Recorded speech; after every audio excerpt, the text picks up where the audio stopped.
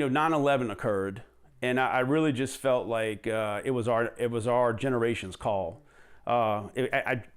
I remember standing at work watching the Trade Center come down, and I said, this is it. Major Mark Castillon's nearly 20 years in the Army took him from Gentilly to Iraq and back home to do emergency management during Katrina and the pandemic. I've seen some things in my life, and some of the stories that I heard in there, I'll never forget them. Now in his civilian job at a hospital, he has a new side mission to help with the mental war his fellow soldiers and all first responders fight when they get home. We're less than half of 1% of the population that have served since the global war on terror.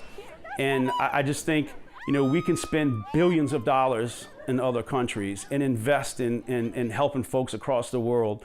I just think it's our moral responsibility to help our service members.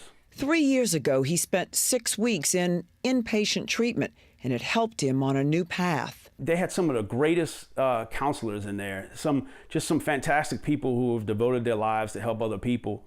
And I really just felt like, where would we be without people like that? He writes about what he's learned in Real Clear Defense. In the earlier wars, a letter arrived weeks after a firefight.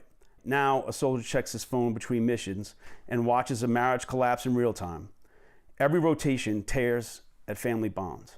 Mark says there is a lot of effort by the government to help, but the individual can get lost in the red tape, lack of coordination, and bureaucracy. Our leadership, both in the military and our national leadership, owe it to not just our service members, but their families, in order to make sure that sacrifice doesn't go unnoticed. Still, he'd never trade his time of service.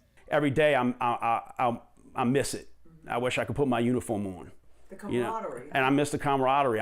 I miss the purpose, the clarity.